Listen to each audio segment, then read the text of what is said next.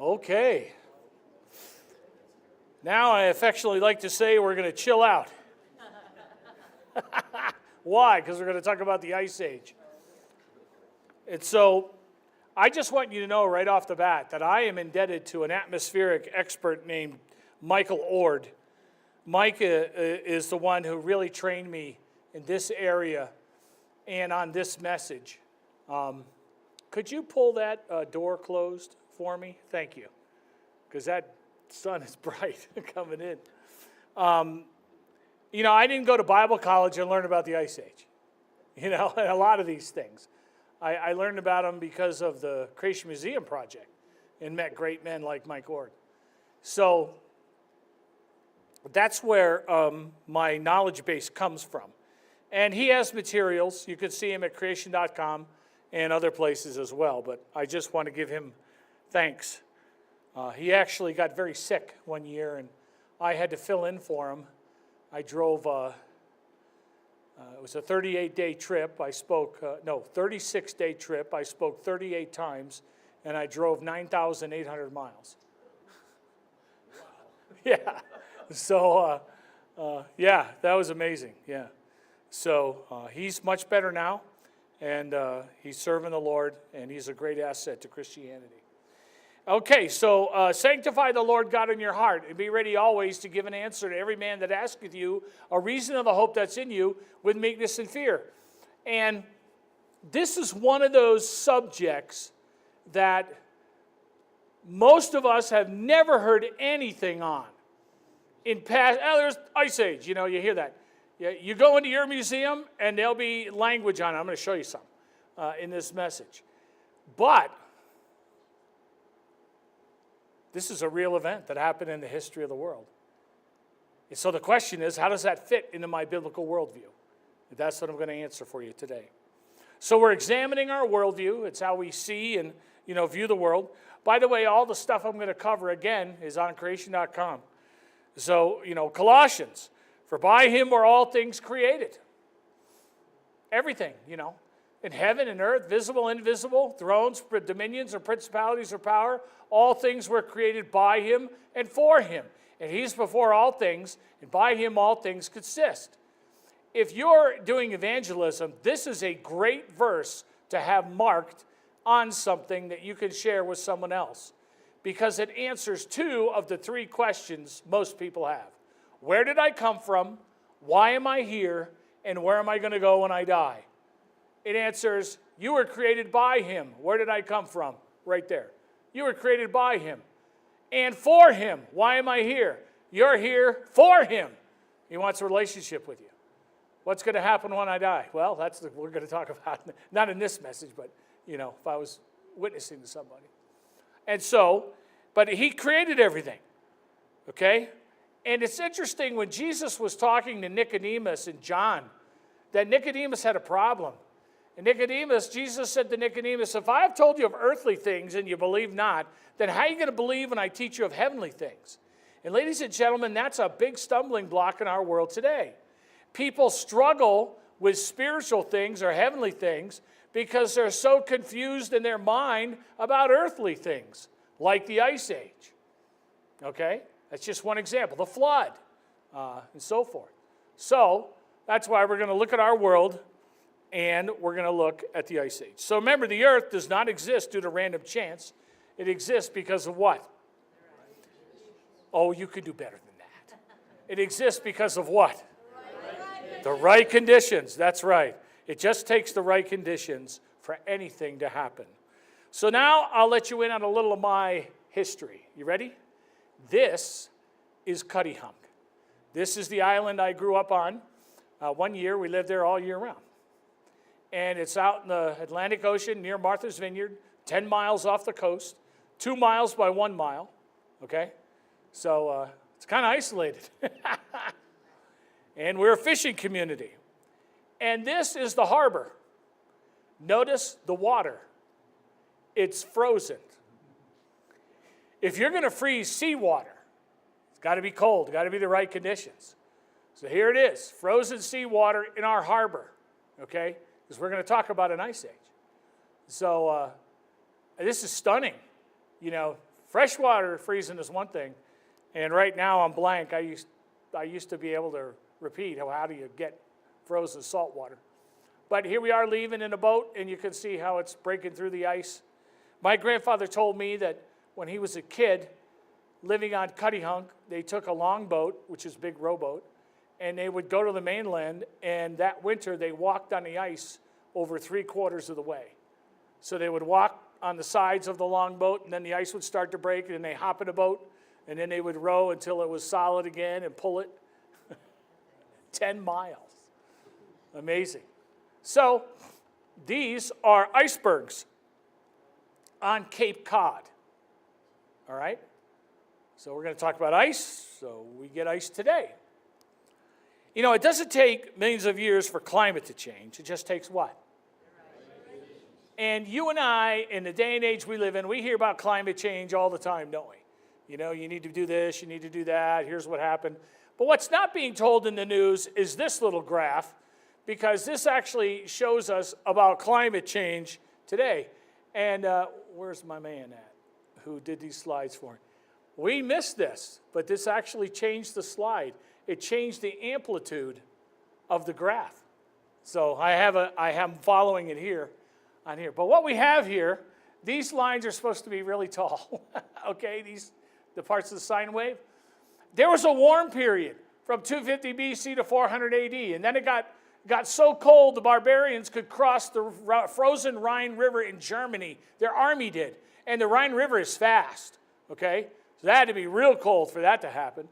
And then they called the medieval warm period from 950 to 1250 AD, and then they have what's known as the Little Ice Age, where in areas of the world it got very cold, and today, you know, they want to say global warming. But they don't talk about what's happened in the past. They don't talk about the amplitude here, up and down and up and down and up and down. Only that, oh no, it's a crisis, we're all going to die, right? Well, I believe with half of that statement, we are all going to die, but it's not a crisis.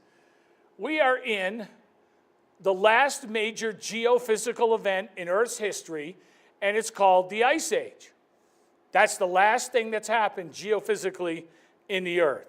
And so, Romans reminds us, be not conformed to this world, but be transformed by the renewing of your mind. This message is about renewing your mind, helping you understand a topic that's very rarely addressed in the church or out in science as well. The Ice Age and the Bible. What is an ice age? Well, it's really simple. An ice age is a great increase of snow and ice. That's it. Lots of snow, lots of ice. Any geological large-scale glaciation period during which thick ice sheets form and cover vast areas of land, according to Encyclopedia Britannica. The present condition today, the Ice Age, is currently the last major global geophysical event in Earth's history.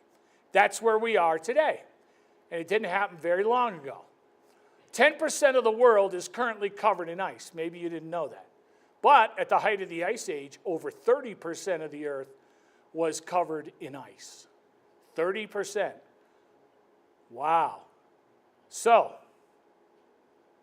was there really an Ice Age? Let's start there. Was there really an Ice Age? Well, there's evidences for it. Let's talk about some of those evidences. Many of you may have seen snow get on the roof, turn to ice, and then from the weight, it starts sliding off. Well, guess what? Same thing happens with big pieces of ice sitting on top of the earth. We have areas in the earth today, they're called glacial zones, glaciers, large pockets of ice packed down, and they build and they move. Many of you probably knew that. Glaciers move. And when these glaciers move, they affect the ground they're going over. And so all sorts of things can happen. They can pick up material as the big ice block is moving along. The front becomes like a bulldozer. It pushes it ahead of it as well. It plucks the ground it's going over, and it can pluck the bedrock up. It can be embedded in the ice and carries it for miles away. All of these things happen when there's glaciation. Some terminology. We're not going to look at everything on here, but for instance, some of the big chunks of ice in like Minnesota, the ice was there and it went into the ground, and then over time it melted and left a lake. That's called a kettle lake. Thousands of them in Minnesota. you have these moraine. The moraine is the front part of the ice goes forward and pushes all that debris, and what it leaves behind when it recedes is called an end moraine. And then you have other moraines, and so we're going to look at some of these features. Here's Alaska's Columbia Glacier. You can see all this material that has been carried for miles from up in the mountains, and it comes down, and this is the end of the glacier. This is anywhere from 60 to 300 feet tall, okay? And so glaciers move on the face of the earth. And as they move, they affect the ground underneath it. So here's an end moraine, and that is a lateral moraine. It was all created by the size of this glacier as it moved in. Now this one is melting, and it has decreased in size and left all this residue behind. So we have a lateral moraine and an end moraine. Here's the Athabasca Glacier. Very famous. You can actually drive up to it. I have. And I want to show you a sign. Again, these things move. They grow and they retreat. Here's the lateral moraine from the Athabasca Glacier. So at one time, this glacier was so high, it pushed all this sediment out the side as it was moving along. In 1890, the glacier was right here. They put a sign there. So it moves back and forth based on how much precipitation happens upstream of it, okay? Are you with me? Is anybody not with me? Good. Till. Till is a term for some of the stuff we see if there's been a glacier. If you go to a certain area, it's till. Cutty Hunk is made up of till. That's what it is. Small pebbles and rocks. And we'll look at some of those rocks in a second. Not on Cutty Hunk, but features. But whenever you see till, small stones, larger stones, all mixed together, that's evidence there may have been a glacier in that area in the past. And then the valleys. As these glaciers move through, they shear off any type of edges that might be sticking out. So they always have this nice U shape in a valley. So this one's up in Alaska. There used to be a glacier that came through there. The evidence is because of the shape of the valley. The same with the Athabasca Glacier. You see the same thing. The glacier's small right now, but look at this. See the U shape? It's evidence that there's been ice in the past. Here's another one up in Alaska. And then we get rock, scratched rock or striated rock. The ice presses on the rock, pushes it against the rock it's going over, and causes scrapes to get in it. If you ever see striated or scratched boulders, guess what? There's been an ice going over that area in the past. I'm from New England. In New England, we're famous for having one thing everywhere, stone walls. And when you go up to the stone wall, what do you see? Scratched rocks everywhere. Why? Because New England used to be under a glacier, the whole thing. Cutty Hunk was the end of that glacier.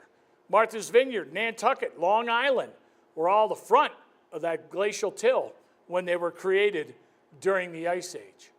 And so here's bedrock. You can see it's scratched, right? See the scratches there going left to right? That's evidence that a glaciation has been there. But it's also evidence of something else. I wonder if somebody could guess what that is. So here's what we have. We have scratches on rock that are on the surface that you can see right now. Any idea? Let's go back to a slide we had in the last session about erosion. Erosion means what? Rain comes down and it erodes the earth. Because those scratches are there, I know it's a young earth. Why? Because if those scratches were left exposed to rain and everything else, it would have taken them all away. It would have eroded all that rock away and it would all be smooth. Because it doesn't take that long. I mean, just thousands of years. Not that long at all. So it's evidence of a young earth as well. And so here you see the scratched bedrock. Here's a moraine in Augusta, Montana. And again, you'd never know there was a glacier out here till you go up to that hilly area there. And there, when you look up close, there it is. Terminal moraine. All these little rocks and big rocks all forced together. surrounded by scratched rocks in the terminal moraine. And so this man, as he's standing here, here's the scratched rock. What you don't know is that scratched rock goes all the way up to the top of that cliff. The ice was so big in that area coming through at one time. Here's a Wallowa Lake in Oregon. And so this was made by a glacier. So there's the lateral moraine, right? And then here's a close-up of that, see all that glacial till? And there's scratched rocks in there. Whoops. And here's the terminal moraine at the very end of it. Now, question. When was this made? Before the flood or after the flood? Yes? Why?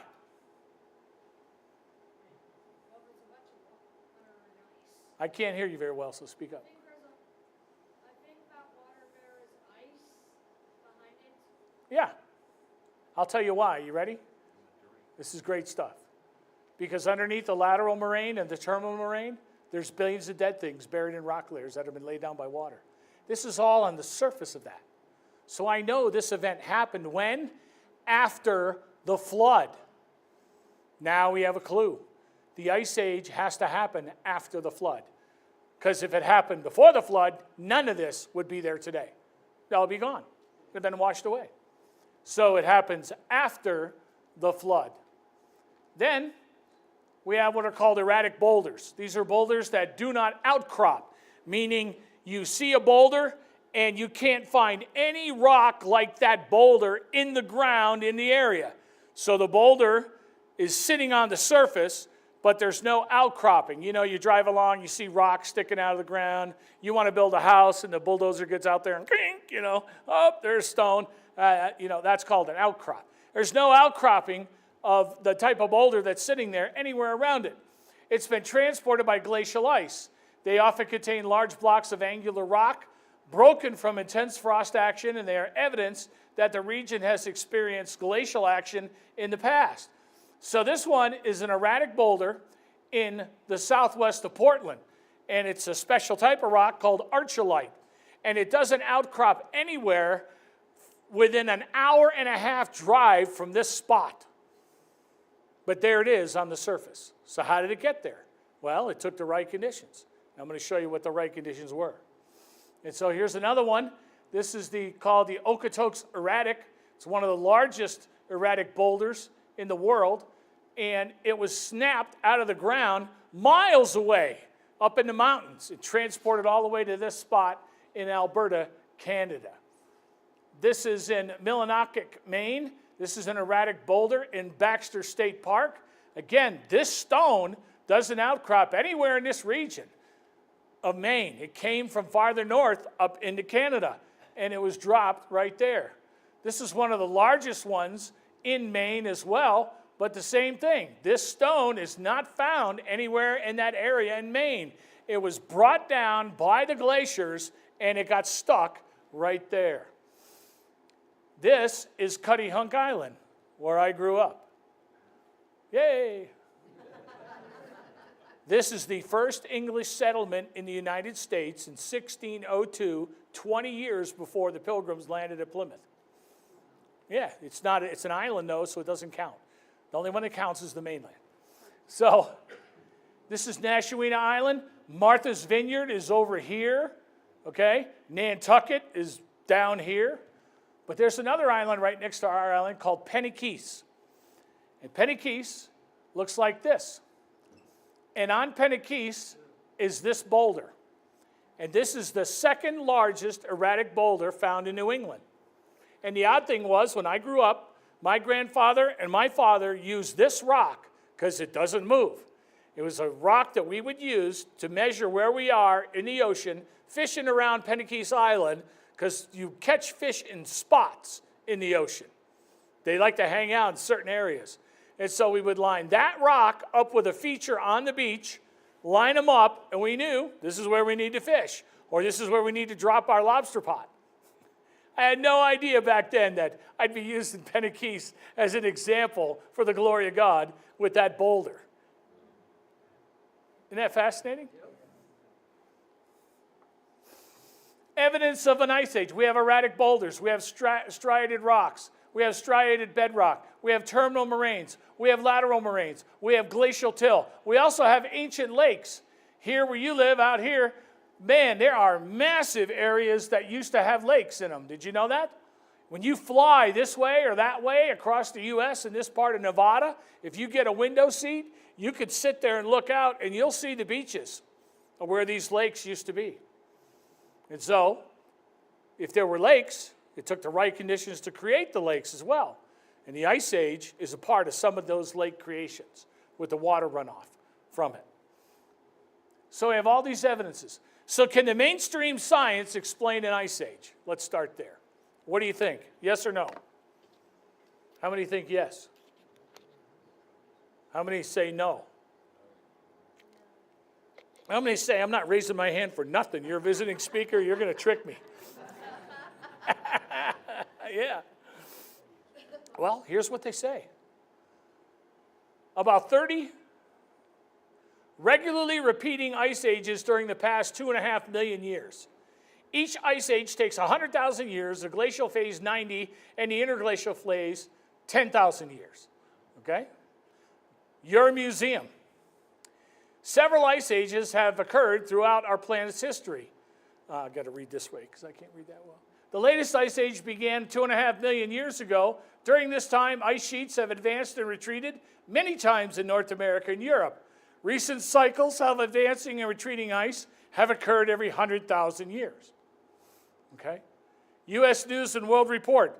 8 great mysteries of science. What's one of them? What causes the ice ages? Why? Although theories abound, no one really knows what causes the ice ages, says this expert David Alt. Here's another one.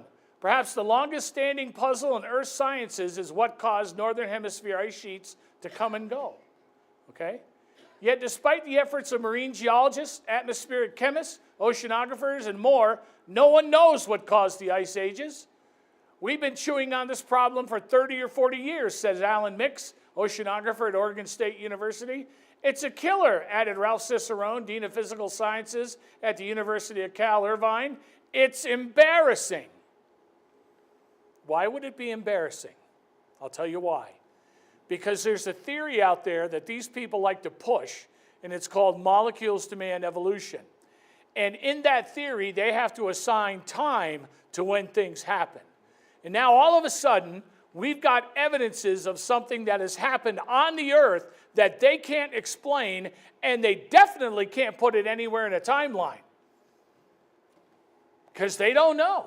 Yet it's happened. You saw some of the evidences. And the evidence is, there's gobs of it. So, great question. What happened, right? Got to go back here. There we go. The question is, how does this fit into the real history of the world? And my answer to you is, it just takes what? It takes the right conditions for anything to happen.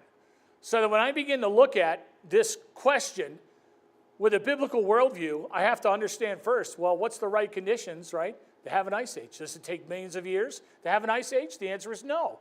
How do I know? I'm going to show you the evidence for that in a minute. It just takes the right conditions, okay? Can the biblical worldview explain the ice age? And the answer is yes. And I submit to you, only the Bible can provide the right conditions to explain it. So let me show you what we mean. The requirements for an ice age are actually very simple, folks. First of all, you need cooler summers. Why? Well, if it's warm, then the ice is going to what? It's going to melt. Number 2, you need greater snowfall. Why? We're talking about a lot of ice. A lot of ice. And 3, the condition needs to persist. It needs to stay because there's going to be a lot of ice. You're going to have a lot of stuff going on. So let me show you how this works. In the biblical worldview, God tells us what he did. Creation, corruption, then the catastrophe, Noah's flood. So we have creation, and God said, let the waters under the heaven be gathered together into one place, let the dry land appear, and it was so. And so we know there was this continent. And I don't have time to go through Pangea with you, but we got gobs of evidence that originally there was some big, large continent on the earth. And then we had a flood. And all that land was above the water, and then the flood happens, and the land gets put under the water. Sin first comes into the world. I'm sorry, getting ahead of myself. And then we have the flood. And so then when we have the flood, all that land gets put underwater, and then the continents change. Here we go. And the waters prevailed upon the earth, and all the high hills were under the whole heaven were covered. So we covered that in the flood. So now the earth is covered, and now under the water, the continents have been reshaped with regards to, the surface of them. Now all these rock layers have been laid down. All the stuff has been buried in them. Now they're going to come back out of the water. And so through various processes, including the moon, because the moon controls how water moves on our planet, as far as tides and everything. And we have billions of dead things buried in rock layers, we saw last hour. Now it's underwater, and now the continents are going to be created. And we believe in continental sprint, not continental drift. We believe the continents separated under the water rapidly. And then they separated, and then they started coming up above the water's surface. And that's where, in Genesis 8, the fountains of the great deep were stopped. The rain from heaven was restrained. The waters returned off the earth continually. And after the end of the 150 days, the waters were abated. So now we have all the land that is rising above the water, and then it stops, right? And then that provides the right conditions for an ice age. By the way, on this chart here, you're looking at each side of the Atlantic Ocean. And maybe you didn't know this, but we can go to each side of the Atlantic Ocean. We can look at the rock layers. We can look at stuff that's in the rock layers, and they're identical from one side of Africa to the east coast of America. That's how we know, hey, they were once attached. Strong evidence for this. And so then the Ice Age. Well, why? Because during the Ice Age, we had all these areas represented on this map covered in ice. Okay? See the red dot right here? Who's that? Just had a worldwide flood. Land all came up. Somebody landed. Noah, right. Noah lands where? Right here on the earth. There's the ice. There's the ice. Here's the ocean. The ocean temperatures have been estimated to be 87 to 88 degrees during this time in Earth's history, including in the Arctic, okay?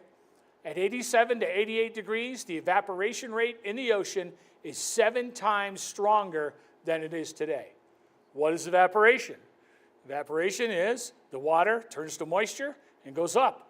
And then what happens when it flows over the land and over the cold mountains? It turns to what?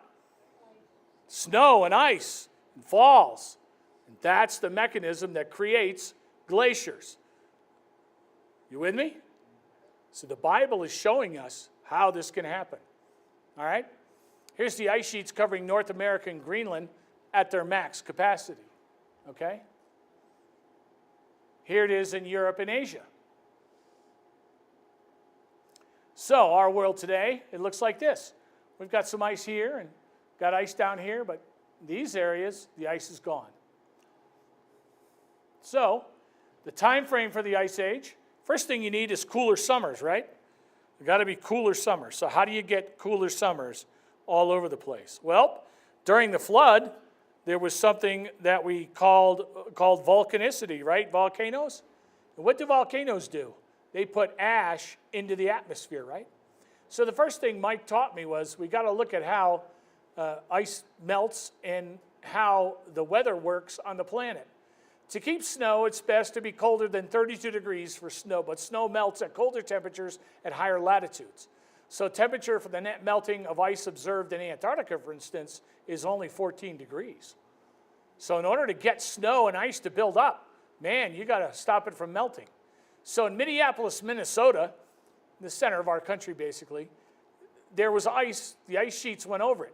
So for an ice age to occur in Minneapolis, the summer temperature must maintain an average of 56 degrees colder than normal to keep the snow from melting. You with me? This is college level stuff, I know. Now, the requirements. You need cooler summers. Number 2, you need greater snowfall. Well, you're going to get the greater snowfall because of the evaporation. And then we look at what's called atmospheric distribution. See, you may not realize this, but most of our weather happens right up to the troposphere. That's where the majority of all of our weather is, and water. There's a little bit of water in the stratosphere, but not much. Most of it is down right here. So what happens? Well, we have the sun is out here, and the rays hit the earth, and at the equator, which is why it's the warmest, that's where those rays hit the most. And that creates what? Hot air. And the hot air rises and goes north and south. But up here in the north and the south, the sun rays are not as powerful, and so you can get colder temperatures. So in the atmosphere, the warm air rises from the equator and then makes its way north and south. And then the cooler air goes underneath this and makes its way back to the center. Okay? Makes sense? That's how our atmosphere works. So, when we look at how our air works, we're going to add something to this. By the way, I was stunned when I first learned this verse. Ecclesiastes 1:7 says, all the rivers run into the sea, yet the sea is not full. Unto the place from whence the rivers come, thither they return again. Anybody know what this is called? This is the hydrological cycle. This is the evaporation. This is what happens on our planet. All the rivers run into the sea, okay? But the sea isn't full. Why? Because under the place from whence the rivers come, that's up in the mountains, they return again. The water evaporates on the ocean, goes risen into the sky, then gets blown over the land, and then falls back down again as water. And then it goes down the river and returns to the ocean.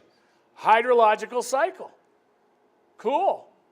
The Bible's got science in it. Right? Isaiah 55:10. For as the rain cometh down and the snow from heaven, and returneth not thither, but watereth the earth, and maketh it bring forth and bud, that it may give seed to the sower and bread to the eater. It lands up high, it flows through the land, and then ends up at the sea, and we can use it to grow crops. So, we're talking about this cycle. Here's the ocean, evaporation, snow, and sleet, rain, and it comes back. But we're going to add something here, and what we're going to add to this is volcanism. Now we're going to add volcanoes into this. And I forgot to change my slide correctly with Joel. But behind this little white box right here is a volcano. Okay? Because what happens when a volcano explodes? It puts all sorts of aerosols and stuff into the atmosphere. And when it goes into the atmosphere, it does something. Signs of Ice Age volcanicity and earth movements are visible in all parts of the world, and this particular publication is considered the standard for this area of science in the world. So you have increased evaporation rates due to the warmer water, and you have increased airborne aerosols that are going to reflect the sun's energy. Still with me? Now we add something else. So you have the volcano putting all this stuff and dust into the atmosphere, and that stops it from hitting the Earth's surface, which means if it snows, it's not going to melt as fast. It's also not going to let the Earth heat up to melt it either, okay? And then we got one more thing. On April 10th in 1816, Indonesia's Mount Tambora eruption blew dense ash into the skies over the northern hemisphere. One volcano, okay? The suspended ash filtered the sun from people and crops below. Unseasonably low temperatures caused frost, crop failure, famine, disease, and death across Europe and North America. It's referred to as 1816, the year without a summer. So this volcano blows up, the aerosols go into the atmosphere, and where do the aerosols go? Well, they follow where, now this is Indonesia, down here on the equator, and it blows up, and what happens? The aerosols end up in the northern and southern hemispheres. And the northern and southern hemispheres are the areas where they're affected by not having enough sunlight. One volcano, okay? Where's Noah? He's right here. He's outside of the band. So all the animals are coming out of the ark. The earth is starting to green up, right? After the flood. And so now we can begin to understand how this process worked at the end of the flood. Because we don't have just one volcano that's blowing up at the end of the flood. We've got numerous. We've got evidence of thousands of volcanoes across the face of the earth. So we have a mechanism that can explain how the water gets up into the atmosphere, how the sun's rays get stopped from coming on the earth, and how the ice can grow and build up. Isn't that fascinating? Because it really happened. We know it happened. The question is, how could it happen? Well, it happened because of the flood. Now, the animals, what are they going to do? They're going to get out of the ark and they're going to migrate, right, all over the earth. Look at that line. You looking real close? You see something interesting? What's that? Can you walk from there to there today? No. But guess what? When 30% of all the water is in storage on land, there's an area called Baringa that becomes made. We have evidences of snowfall today, by the way, where we could still test these ideas. This is in Japan. Every year this happens, okay? That's not in Japan. But on the Honshu Island in Japan, 1,200 to 1,500 inches of annual snowfall. Hey, son, going to start snowing tonight. You better get out there and start shoveling. This happens every year. Why? Because they have the right conditions. They got really warm water, high evaporation rate, takes it over the land, falls as snow. I mean, this is nuts. This is nuts. This is the right conditions being shown to you, happening in real time with real science in the present. So if the right conditions exist elsewhere in the world, it can happen as well. And we have the mechanism in place for snowfall to happen like this all over the earth. Right now, it happens every year in this area of Japan.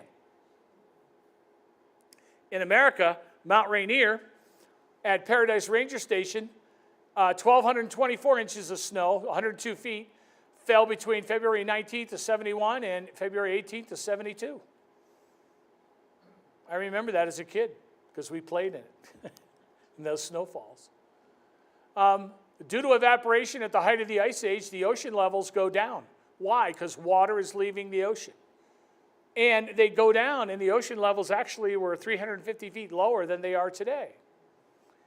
I'm an ex-U.S. Navy sonar technician riding a submarine. And every time we leave New London, Connecticut, Charleston, South Carolina, we can't dive the submarine until it's 600 fathoms below the submarine. Or 600 feet. But as we're going along in our sonar gear, guess what we see at 350 feet when we go over it? A beach. Runs up and down the whole East Coast and the West Coast at 350 feet. Why? Because that's where the ocean level used to be in the past. Really? Really? So, the result is that land currently underwater today would be exposed, and it creates land bridges in many areas of the world. So you got all this snow, and now you're going to get the brown places you see, especially you can see real well from Australia into Asia, and then across from Russia to Canada. All these areas become exposed. This is called Baringa. If you've watched Deadliest Catch, this is where they fish today. But all the place in the brown used to be exposed land. And we have thousands of artifacts that have been taken out of the ocean by fishermen, dragging the bottom of man living in those areas, as well as the different animals. I could spend an hour just talking about this area. It's fascinating. But when is this happening? It's at the end of what? The flood, right? Where's man? He's gotten out of the ark. What's he doing?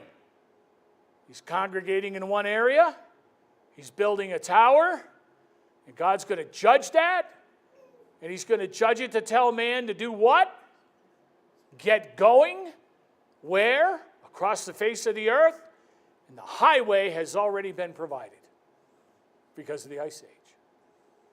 Well, come on, preacher. This is heavy stuff. Oh, it's going to get even heavier. Okay? And I can't remember if I put in this message, so I'll go a little farther. And then, well, let me look real quick.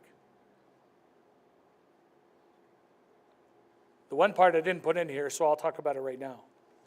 If I take a blood sample from a Native American Indian today, and I look at his DNA, you know where his DNA historically goes? Did you want me, Dave? No, I'm sorry, I turned the fan down. Oh, he was waving and stuff. Their DNA is Mongolian. Their heritage comes from China. We go into Sacramento, in one of the rivers there, we find a ship buried in the river from one of the great fleets of one of the great men of China. And they were on the west coast of the United States many years before any Vikings got over here. The first people in America, quite frankly, were Chinese-oriented. Real history. We find their bows and arrows and their money all over the place in America. So we have evidence of what happened.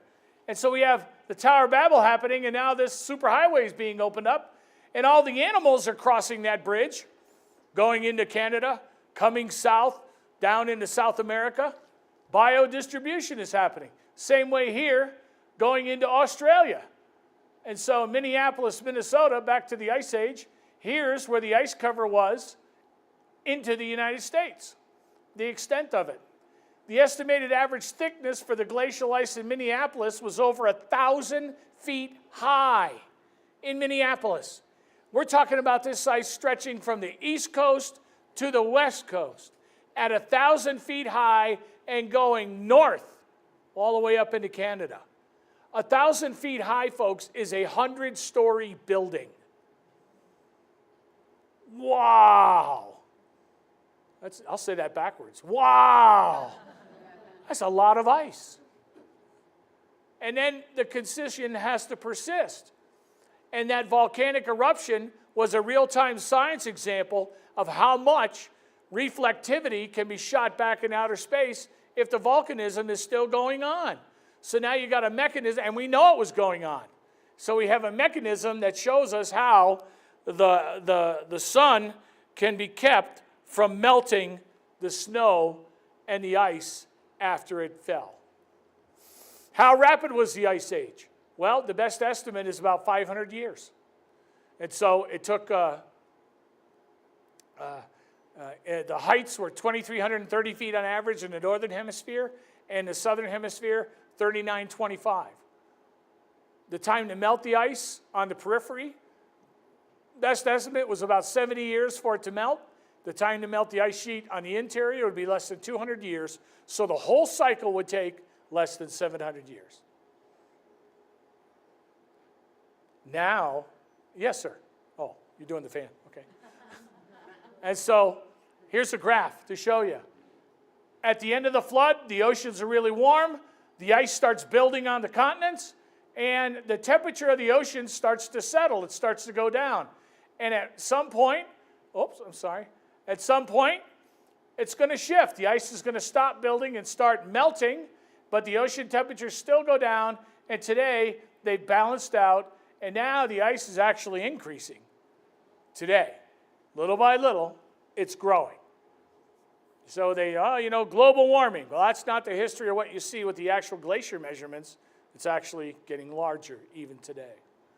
So what's the time frame for the Ice Age? Well, there was creation, then there was a flood, then there was an Ice Age in about 700 years' time along here, and then we get to about 1649 BC at the end of the Ice Age.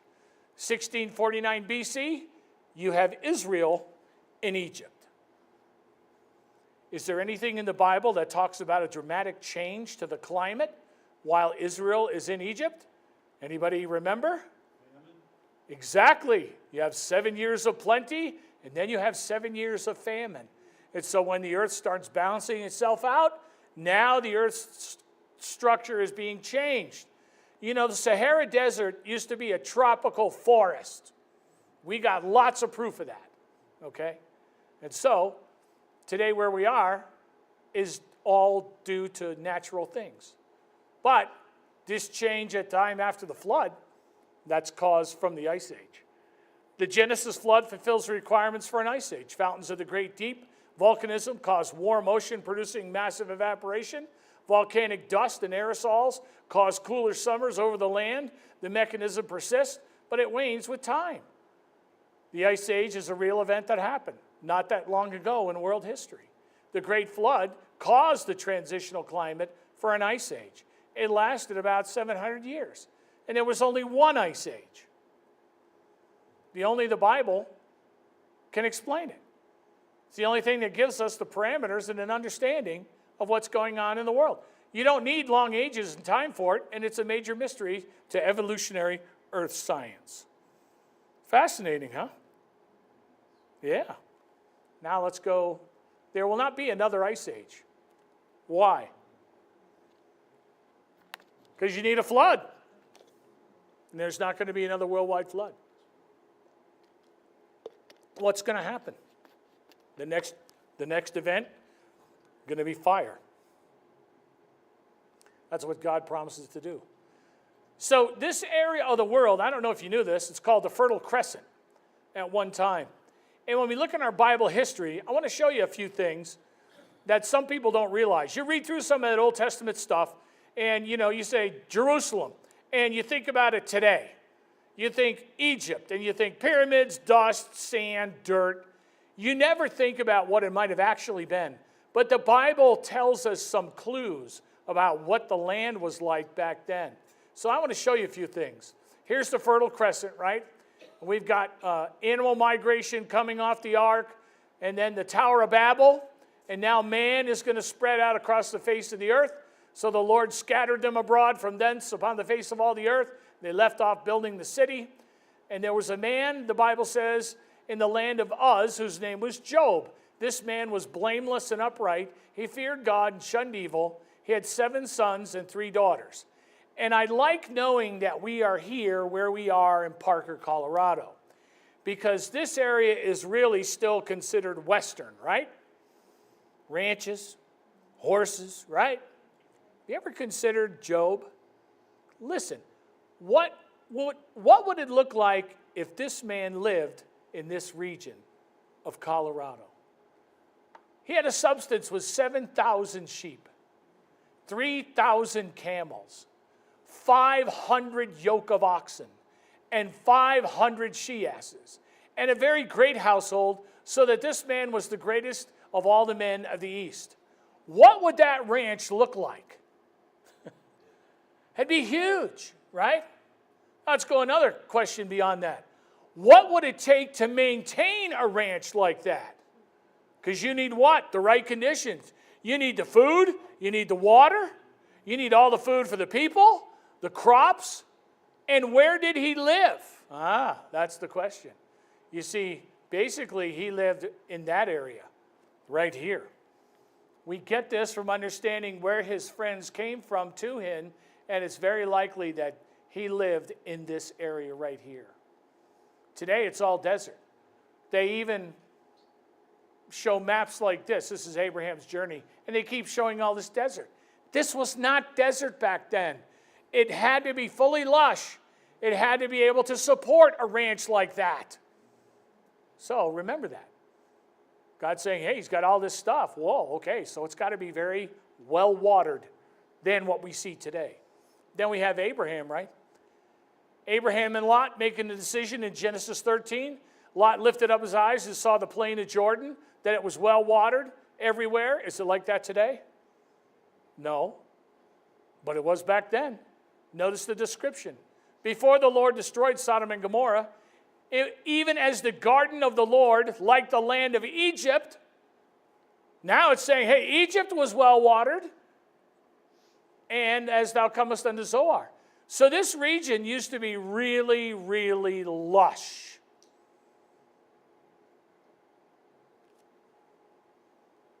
Jordan, they made a decision. Lot's going to the good ground over here. Abraham goes in another direction. So that gives us a little insight to what the topography was like during this time at the end of the flood. Okay? Because this is not long after the end of the flood. A couple of 100 years or so. So, the dense aerosols and ash We're kept up in the sky because of the way the Earth's circulation is in the air. You have all that evaporation. You have all that ice being built in those areas. It makes sense. Due to evaporation at the height of the Ice Age, the ocean levels were 350 feet lower than they are today. Okay, so if you've studied history at all, you've learned that in the beginning, as man started going across the earth, where did he live in the beginning? He lived in what? Ocean towns, because they used the ocean to get fish and so on and so forth. Well, do you know what? If we, and by the way, so the human migration happens along the same path that's open during the Ice Age. We find these, they're called Clovis points. They were first discovered in Clovis, New Mexico, and they got the name there in the fossil record, you know, arrowheads and so forth. But now we find Clovis points all over the place, in Beringa, all the way up in here. So we know man went across Beringa, and then he came down, and he came through America, through Central America. We have historical objects. But if we jump in the water, look what we find under the water today. This is the Bay of Cambay in India. How'd that get there? Big earthquake happened and all the land sink? It happened in a couple of places, but not here. How did that statue get carved underwater? It didn't. It got carved on dry land when the ocean levels were low. Then the levels came back up as the ice melted, and people fled inland, away from these cities. Oh, and there's a number of areas. I'm just showing you a few. Again, big structures underwater. Not just in India. A couple of these are in Japan that I'm showing you right here, off the coast of Japan. This is off of Alexandria in Egypt, Heraklion. Isn't this fascinating? The ocean levels were 350 feet lower for a period of time, and man went and lived by the ocean. He built cities, and then they got buried. There's another one out of Yokohama. Evidence. There's the diver right here. You can see him. That erratic boulder I told you about. Fascinating story here. The U.S. Geological Service said, we want to know how that erratic boulder got there, so they assigned a geologist to figure it out. He figured it out. He brought the evidence to the Geological Society meeting in Washington, D.C. He presented the evidence, and he was kicked out. You know why? Because he presented the truth. Back then, they didn't believe it. Today, we know he was absolutely right. Because during the Ice Age, what happened was an ice bridge formed a dam right here in Montana, okay?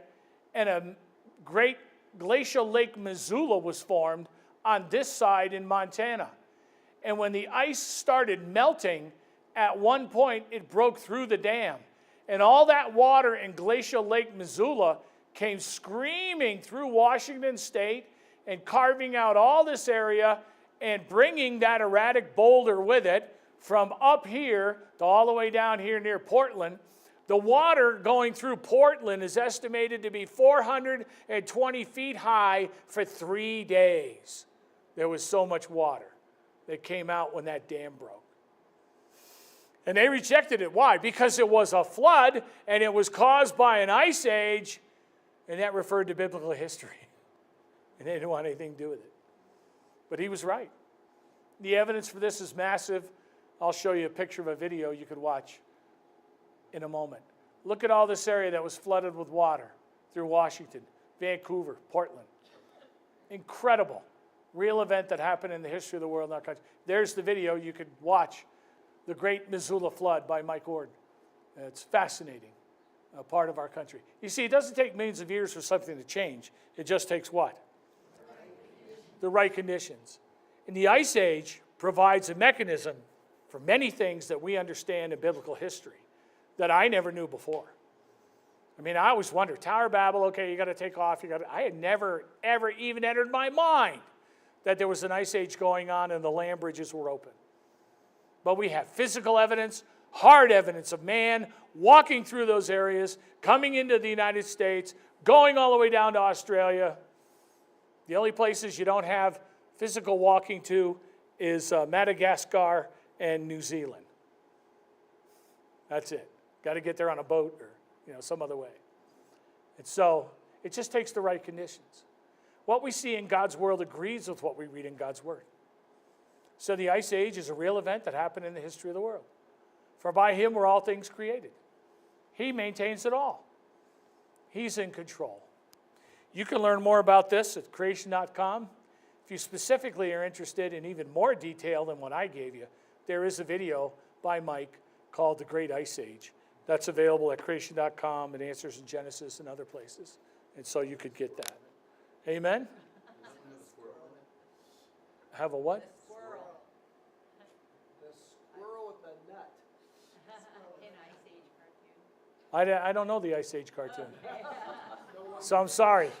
That went right over my head because I know, and it was actually years ago, Ward told me I need to watch it. You did, and I never have. And you haven't. I haven't. You want to know why? Because everybody should listen to their pastor, and you're not my pastor. So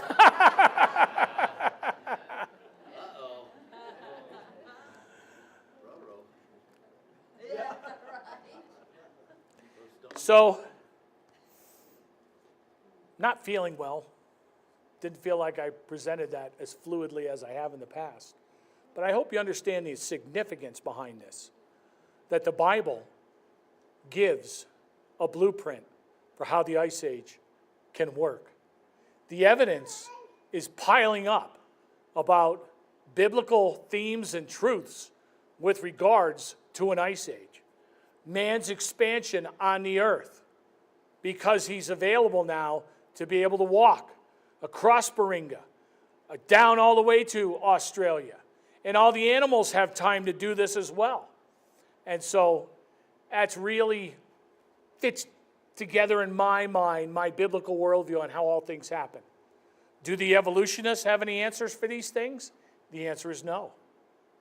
When we look at biogeography, how biology is spread out on the earth, this helps us put it together. We have other evidence as well that's even stronger than the Ice Age. But evolution can't explain it. Not at all. They got things being formed all over the earth at different times. There's no evidence for that. There's no evidence that animals change. Everything stays within its kind. But this explains how you could have variation within kinds spreading out. Populations of animals, it doesn't take long for a population to get humongous. 30 or 40 years, you can have, a herd of horses that's almost 1 million strong. Because that's just how the math works. And when you sit down and do the math, you're like, oh, I didn't realize that. If I tell you, hey, have you ever thought to consider how many generations you've lived since Noah? He is our great-great-grandfather at some point. Did you know that? Yeah, it's not very long ago. It's 28 to 32 generations on average. That's it. Yeah, that wasn't long ago. And you know what? 1,500 years earlier takes us all the way to Adam. It's a young earth. We see it in our biology. We see it in our DNA. We see it in everything that we're looking at. And we get more and more information every day. Praise God for his love for us. People just do not understand the love of God because they've been blinded by so much else that's in the world, taking away their time and their mind. But if they understood, listen, the reason God created is so that you could be born. And he loves you so much that he went and died so that you can be reconciled to him. Greater love had no man than this, than a man lay down his what? Life for his friend. And he proved it. And he lives. And we live. Because he lives. Man, am I glad for that. Without Jesus, I have nothing. Right? I have nothing. And unfortunately, that's the way a lot of the heathen live. They live for themselves, live for today, eat, drink, and be merry, for tomorrow we may die. How sad. No, you might die, but you're still going to be alive. But you're not going to like it if you don't know him. If you're here today and you don't know him, I hope you'll ask me or you'll ask Pastor or one of the other men in the church or women in the church and get that settled. Because you can know him. You can know him. Do you know him? I hope you do. Lord, thank you for our time together. Pray you take my words, use them for your honor and glory. In Jesus' name, amen. I'll stick around a little bit. Hi, I'm Pastor Smith, and we're so glad that you chose to live stream with us today. Here at Grace Baptist Church, we are seeking to exalt the name of Jesus Christ. Jesus said, "And I, if I be lifted up from the earth, will draw all men unto me." If there's any way that we can minister to you or your family, let us know. In a moment, you'll see on the screen our church address, phone number, more importantly, our website. On the website, you'll see who we are, what we believe, the ministries that we have for children, teens, adults. We have a wonderful nursery ministry. We just are a church seeking to help the community in any way that we can. So let us know.